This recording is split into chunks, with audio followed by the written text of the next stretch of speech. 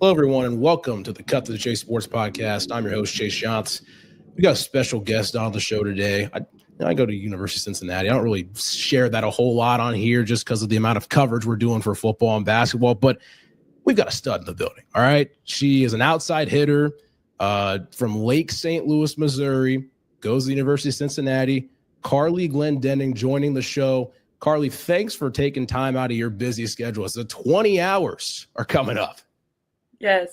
Thank you, Chase. Thanks for having me and tapping into women's sports more.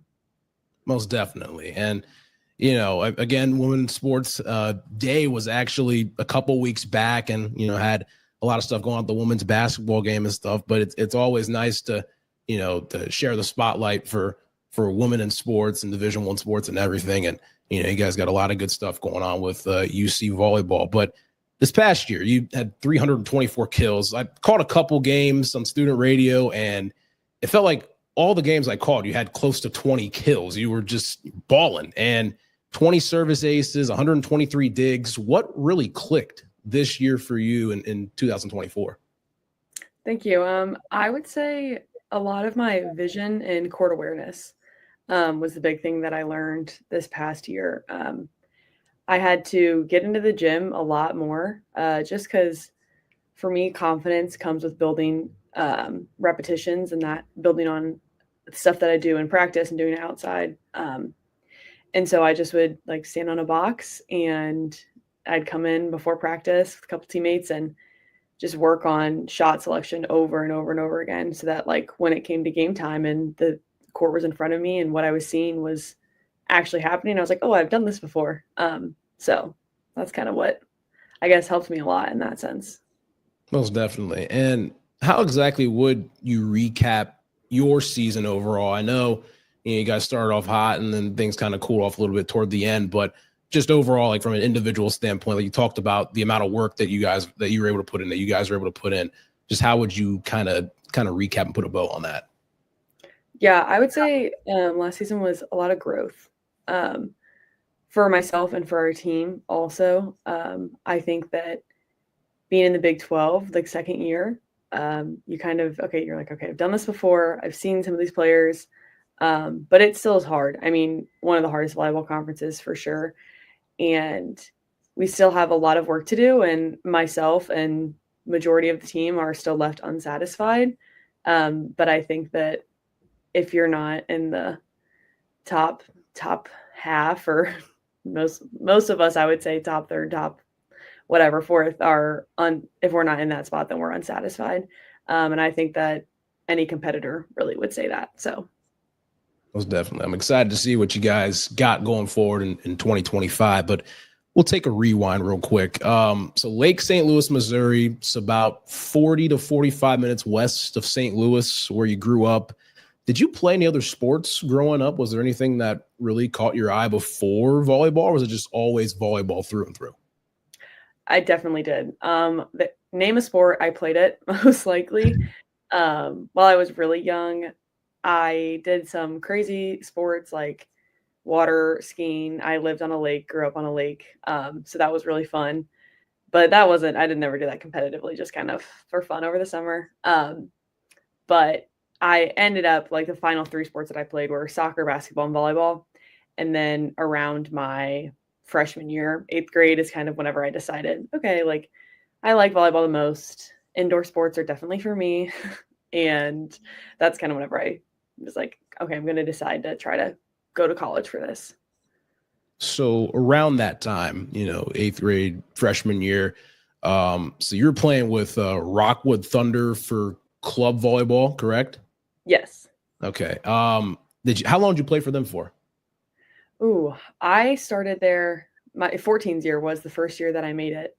So that would have been my freshman year. And that was a big turning point for me. I had a lot of other club experience. Going into that, I played for mostly the same club, but that year went to a lot of different places just because I knew I needed to get better if this is what I wanted to do. And Rockwood was at that time, and I would say I'm probably a little biased, still the best club in my area. And I knew that if if I was serious about this, I had to be on that team, and they took a huge chance on me at that point. And I'm very grateful for that club and program itself. Were you always an outside hitter for them? Or were you changing positions and trying to learn, all trades of the game? I was actually a right side at first. We started pretty much cross training everything. So outsides, right sides kind of were one and the same, I would say. But I didn't start playing outside fully until my 17th year. And that was whenever COVID was kind of running rampant and we really didn't have a season.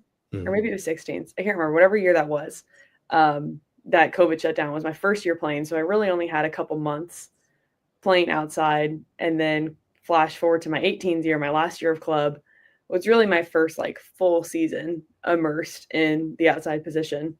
So I kind of came to college and was like, I don't really know what I'm doing. But it was a great experience. You're playing against the best of the best at that point. I mean, from what you can experience, best of the best in club. But yeah, it was really awesome to kind of get that experience of everywhere. So if I need to do that here, like I can do that. So how did a lot of that translate to high school? You went to Timberland, I believe. And how did a lot of that translate into, some success that you had in high school? I would just say the level that you play at Rockwood is just, it's really high. I mean, you're traveling basically every other weekend, if not every weekend, to Indianapolis, to Florida, to Phoenix. I mean, all over the country just to play really high level volleyball. And so that translates really well just because I would have drills or experiences that I could just come in and tell other people about and show other people like this is the level that everyone else in the country is playing at. Yeah, I mean, obviously, high competition breeds success, and just going and playing those tough competitors throughout the entire country would, really does a lot. So it's funny, I played a lot of AAU basketball growing up, but there's days where you're playing 2, 3, 4 games in a day. It's a lot, isn't it? Yeah, definitely a lot. I look back at that and I'm like, how did I ever play 3 games in a day and then come back at 9:00 and play a challenge match? Like it's crazy. It's crazy to look back on for sure. And, you get to UC. How did that whole recruiting process work? And, what really stuck out about this Clifton area for you to come to? For sure. My recruiting process was unlike a majority of college athletes just because it was during COVID, which a lot of people like pity me for, but I just don't know any different. So I'm like, well, it is what it is. It was good for me. But I committed here my junior year of high school, and I didn't come on an official visit beforehand. My parents were so kind and so supportive, and they would drive me to places because we couldn't even go on unofficial visits. So I wasn't coming to meet the coaches. I wasn't coming to meet players. I just came to see the campus and to get a feel of all of these cities that I was interested in. And I kind of came to Clifton, and it was during just, I think, the COVID season. So we watched a game, but again, like no contact with the coaches. I just came and watched. But I think what stuck out to me about Cincinnati has a lot to do with the university and academics. And whenever I applied to come here, I was offered a spot in the Linear Business Honors Program, which I could not speak more highly of. I just could see that coming here really would put a huge emphasis on my career post-college, whether that's volleyball or not. And so that was really like hopeful for me. And then also, I think the girls, even the ones that aren't here anymore, they just breed a culture of family, and that has kind of like reigned true over the years. And you can feel that when you're getting recruited. That's great stuff to hear overall. And again, I mean, you obviously know it you're at University of Cincinnati. I mean, you've got a lot of, great co-op opportunities. You've got great professors that are all around, and, they really help out. And, just having that life after athletics is such a huge thing. And just knowing that, once the ball stops bouncing, you're able to, go on through and have another plan. It's really nice to know that, you and a lot of other athletes have that mindset, as well as dominating on the court and field, which is really cool to see. But let's talk about Coach Daniela Tomic. She just got hired not too long ago. What were some of the first conversations like with her? Yeah. So we all found out about the coaching switch while we were home for winter break, which was an interesting shift just because we couldn't meet her face to face for the first time, I was honestly upset just because I was like, dang, this stinks. But obviously it had to be a fast transition. So I understand. But I think overall, like that first conversation that we had with her, there was just so much hope, like exuding from that conversation afterwards, and almost to a sense of like, can sometimes be a skeptic. And so I like wanted to like brace myself almost like going into the conversation and leaving like conversations that I had with my teammates afterwards. It was all just like, wow, like we couldn't be more excited in a situation where none of us had experienced that. So we were all going into it blind. So it made us all really excited to come back after winter break. And just the early impact of her coaching at this moment. Again, she came up from Bowling Green State University, right down 75.